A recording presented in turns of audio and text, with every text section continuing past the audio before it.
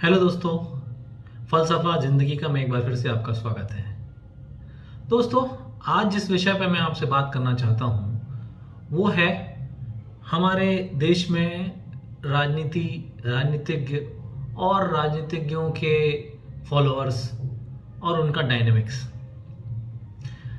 इस विषय पे बात करने का कारण मेरा एक दोस्त है, जो काफ़ी लंबे समय से राजनीति के क्षेत्र में है और राजनीति के क्षेत्र पे एक मुकाम हासिल करने की कोशिश कर रहा है। मैं बहुत समय से अपने बहुत सारे मित्रों को और उनके जीवन में जो कुछ उन्होंने अचीव किया या नहीं किया या उनके साथ जो कुछ हुआ उन सब का आकलन करता रहता हूँ और उस आधार पे आने वाली जनरेशन के लोगों को अपनी समझ के हिसाब से अपनी सलाहें देता रहता हूँ। आप कह सकते हैं कि आज का ये एपिसोड उन लड़कों को भी समर्पित है जो अपना पूरा जीवन या राजनीति को अपना करियर बनाना चाहते हैं और उसके लिए जो भी प्रचलित तौर तरीके हैं उनको अपनाते हैं, कुछ मुकाम हासिल कर पाते हैं, कुछ नहीं कर पाते हैं। दोस्तों, राजनीति और राजनीति में कुछ हासिल करने का जो एक मोह है, वो भी लगभग वैसा ही है जैसे प्रशासनिक सेवाओं की कुछ छोटी, कुछ कम मात्रा के पदों के लिए बड़ी संख्या में लोग परीक्षाओं में बैठते हैं और परीक्षाओं में बैठकर उसमें सफल होने का ख्वाब देखते हैं। और हमने देखा है कि उसके लिए तो बाकायदा विधिवत कोचिंग संस्थान होते हैं। तो ऐसे ही एक बड़े कोचिंग संस्थान के एक डायरेक्टर से जब मेरी एक बार बात हुई थी, तो उन्होंने कहा कि देखिए, इसमें ऐसा है, 90% लोगों को हम कहते हैं बैंकर्स और 10% को कहते हैं रैंकर्स। तो बोले हमें पहले दिन से मालूम होता है कि इनमें से 10% ही इस काबिल हैं जो कि किसी मुकाम पे पहुंच पाएंगे और 90% ऐसे हैं जो कोई मुकाम हासिल नहीं करेंगे, लेकिन वो हमारे लिए बैंक का काम करेंगे, उनसे हमें पैसे मिलेंगे। तो जो 10% रैंकर्स हैं वो हमारा ऑब्जेक्ट है, उनसे हमें बिल्कुल पैसा नहीं चाहिए। हम उन्हें तरह तरह की सुविधाएं देते हैं और कोशिश करते हैं कि वो हम किसी भी तरह से हमारी कोचिंग में बने रहें, ताकि जब वो सफल हो जाएं तो हम उनका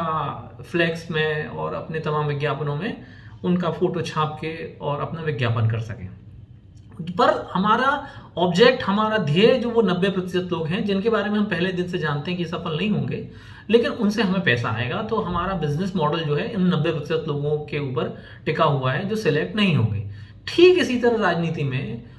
वो नेता जिसकी कि आप फॉलोइंग करते हैं, आप जिसका पीछा करके या जिसके पीछे पीछे लग के ये सोचते हैं कि राजनीति में आपका भविष्य है और राजनीति में आप बहुत कुछ हासिल कर सकते हैं, वो पहले दिन से ये जानता है कि ना आपके अंदर पोटेंशियल है, ना ही आपके अंदर वो मुकाम हासिल करने के लिए अन्य चीज़ें हैं। तो वो ये चाहता है कि आप सिर्फ उसके अनुयायी बन के उसके पीछे पीछे चलते रहें, भीड़ बने रहें। उसको भीड़ चाहिए ना। हमारे लोकतंत्र का जो परंपरागत तौर तरीका है, उसमें नेता को अपने साथ भीड़ चाहिए, तो उसको वो भीड़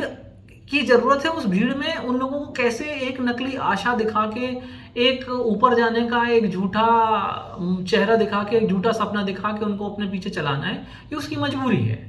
पर आपको ये तय करना है कि आपने अपना ठीक ठीक आकलन किया है कि नहीं।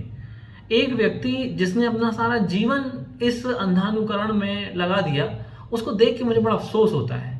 कि अगर वो किसी दूसरे फील्ड को जहाँ की वो कुछ करता, मैं नॉर्मली जब ऐसी बात होती है तो मैं उद्यमिता की बात करता हूँ, कि यदि वो उद्यमिता का पालन करता, उसके हिसाब से अपना कोई व्यवसाय चुनता और उसमें उतनी एनर्जी, उतना टाइम लगाता, तो निश्चित रूप से वो अपने लिए कुछ हासिल करता, समाज के लिए कुछ हासिल करता और देश के लिए कुछ हासिल करता।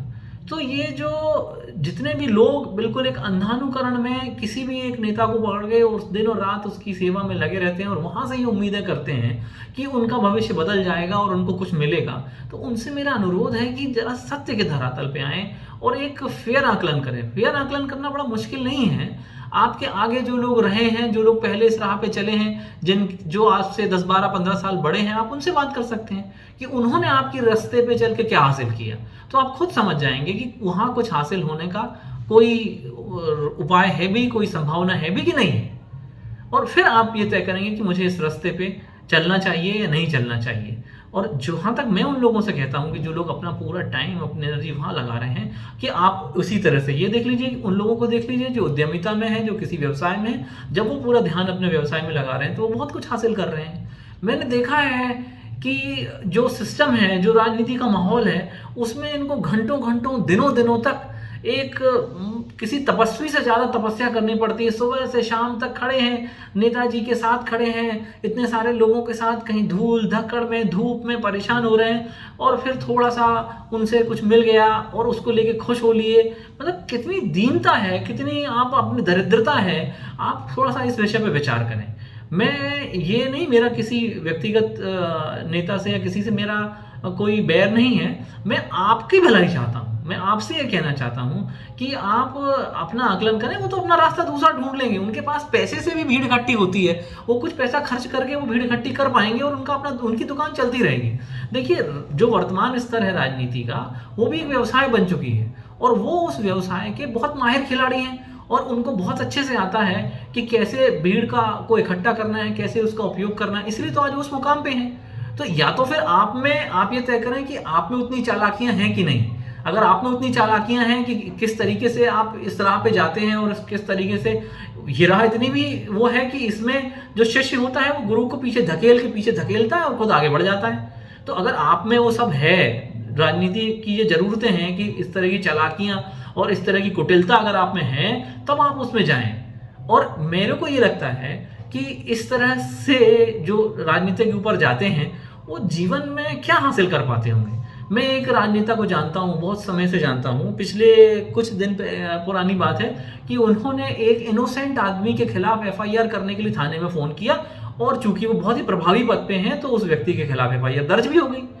वो जिसके खिलाफ दर्ज हुई वो हमारे पास आया, मैं पुलिस अधिकारी से मिलने के लिए गया, पुलिस अधिकारी से बात हुई, बहुत ही पुलिस अधिकारी भी सज्जन था, मेरा थोड़ा परिचय था। उसने हाथ जोड़ के कहा कि देखिए, आपका किसी से भी मिलने का, बड़े से बड़े पुलिस अधिकारी से मिलने का कोई मतलब नहीं है, क्योंकि जो फला व्यक्ति हैं उनका कॉल आया था और उनके कहने पे ताबड़तोड़ एफआईआर दर्ज की गई है, इसमें कोई जांच भी नहीं हुई है, वो 420 से संबंधित मुकदमा था। अब जब ये स्थिति है कि तुमने इतने साल, मतलब 20-25 साल से, तो मैं जानता हूँ 25 साल उन्होंने जीवन अपना लगाया, और उसके बाद इस मुकाम पे हासिल हुए, और आज वो क्या कर रहे हैं, इनोसेंट लोगों के खिलाफ एफआईआर दर्ज करा रहे हैं। तो क्या आप राजनीति की राह पे चल के और कुटिलता की राह पे चल के ऐसे व्यक्ति बनना चाहते हैं कि जब आप 60-65 साल के हों, तब आपको यह करना पड़े कि आप फोन करें पुलिस अधिकारियों को, और अपनी ताकत का, अपने पद का दुरुपयोग करके और इनोसेंट व्यक्तियों के खिलाफ एफआईआर दर्ज कराएं? तो मैं कहता हूं कि ऐसे जीवन का मतलब क्या है यार। आप उसके बजाय, यदि आपने अपनी मेहनत से और अपनी जो अंदर की संभावनाएं हैं, जो आपके अंदर एनर्जी है, उसको सही संजो के यदि एक व्यवसाय खड़ा किया होता, एक उद्यम कोई खड़ा किया होता, तो आपको सुख होता कि मैंने इतने लोगों को रोजगार दिया है, मैंने देश की जीडीपी में इतना योगदान दिया है। तो इसीलिए मैं कहता हूं कि देखिए, जो अच्छा राजनीतिक, जैसे लाल बहादुर शास्त्री थे, इस तरह का राजनीतिक बनना कठिन है, वो राह कठिन है, वो बहुत ही कठिन है, वर्तमान परिदृश्य में ज्यादा कठिन है। लेकिन ठीक है, वो चूंकि हमारी मजबूरी है, वो हमारे लिए नेसेसरी एवल की तरह है, तो ये राजनीतिक व्यवस्था ऐसे चलती रहेगी। मैं आपके राजनीतिक अवेयर होने के खिलाफ नहीं हूं। मैं ये नहीं कहता कि आप बिल्कुल राजनीति से दूर हो जाएं या हट जाएं या उसमें कोई नहीं करें। आप अपनी एक ओपिनियन रखिए, आप पॉलिटिकल ओपिनियन रखिए, अपनी तरफ से कोशिशें भी जारी रखिए, लेकिन उस तरह की रास्ते को फॉलो करके नहीं। आप अपने आप को उन्नत करते जाएं, आप अपने व्यक्तित्व की उन्नति के लिए प्रयासरत रहें, आप अच्छे मार्गों से पैसा कमाएं, और खुद अच्छी बातें पढ़ के, और जो जीवन की सही चीजें हैं, यानी कैसे सत्य महत्वपूर्ण है, कैसे ईमानदारी महत्वपूर्ण है, उसमें पैसा भले नहीं है, पैसा भले ही कम है, लेकिन वो कैसे अंतः सुख देती है और कैसे आपको एक अच्छा इंसान बनाती है, आप उस राह पे चल के देखिए। हो सकता है उस राह पे चलते हुए कल के दिन देश की ये जरूरत महसूस हो लोगों को, कि उन्हें लगे कि ऐसे व्यक्तियों को राजनीति में लाना आवश्यक है, तो आपको वहां राजनीति में जाने का मौका मिल जाए। उस रास्ते पे चल के, जो कठिन दिखाई देता है, उस रास्ते पे चल के अगर यदि आप राजनीति में दाखिल होंगे, तो आप निसंदेह खुद को बहुत संतुष्ट व्यक्ति के रूप में पाएंगे। मतलब फिर वहां जाके आपको ये बिल्कुल नहीं करना पड़ेगा कि आपको एक इनोसेंट व्यक्ति के खिलाफ एफआईआर दर्ज करने के लिए पुलिस वालों को फोन करना पड़े। वहां जाके आप देश की तरक्की के लिए कार्य करेंगे, जैसे नितिन गडकरी जी कर रहे हैं, कि उस जगह पे पहुंच के भी उनका एक विजन है, तो आपका एक विजन होगा, आप एक ऐसे व्यक्ति के रूप, मतलब पहला मेरा कहना है कि अगर आप राजनीति में जाना भी चाहते हैं, तो राजनीति में जाने के लिए पहले आप खुद के ऊपर काम करें, खुद को तरह तरह का ज्ञान, तरह तरह की इंफॉर्मेशन, तरह तरह के दर्शन की चीजों से सींचें, और उसके लिए आप संघर्ष करें। उसको प्राप्त करने के लिए आप जब करेंगे, तो आपके व्यक्तित्व का विकास होगा। पहली जरूरत है कि आप एक अच्छे नागरिक बन जाएं, आप एक अच्छे व्यक्ति बन जाएं, और आप जब एक अच्छे व्यक्ति, अच्छे नागरिक बनेंगे तो उस समय यदि राजनीति की जरूरत होगी और अगर ईश्वर भाग्य चाहेगा और आपको वैसा रास्ता मिलेगा तो आप राजनीति में पहुंच जाना। लेकिन आज आप जो ये रास्ता अपना रहे हैं कि दिनों रात जाके उनके यहाँ बैठे रहते हैं, घंटों घंटों अपना समय वहां बर्बाद करते हैं और आपको ये भ्रम है कि इस तरह से वहां बैठ के दिनों रात उनकी चाकरी करके उनके पीछे घूम के आपको कुछ हासिल होगा, तो मैं आपको बता रहा हूं आपको बिल्कुल हासिल नहीं होगा। आज से 10-15 साल बाद आप हाथ पे हाथ धरे मिलेंगे और आपको लगेगा कि यार सारा जीवन इतना समय मैंने वहां बर्बाद कर दिया। तो क्यों आप गलत राह पे हो? मेरा सिंपल कहना आपसे इतना है कि आप सिर्फ खुद के विकास में और उद्यमिता की राह पकड़ के चलें और आपके सारे सपने वहां से पूरे होंगे। सबसे पहले ही जरूरत इस बात की होती है कि आपकी खुद की एक स्टैंडिंग हो, और जब आपकी स्टैंडिंग ऐसी होगी कि जिसमें आप किसी पे आश्रित नहीं होंगे, चाहे वो आपकी आर्थिक जरूरतें हों, चाहे वो आपकी सामाजिक जरूरतें हों, चाहे आपकी राजनीतिक जरूरतें हों, आप किसी की उंगली पकड़ के, किसी की राह पकड़ के नहीं कर पाएंगे। आप खुद को विकसित करते चलिए, फिर वहां से आपको खुद एक नई दिशाएं मिलेंगी। आप खुद ये समझेंगे कि अब ये मेरे लिए सही दिशा थी।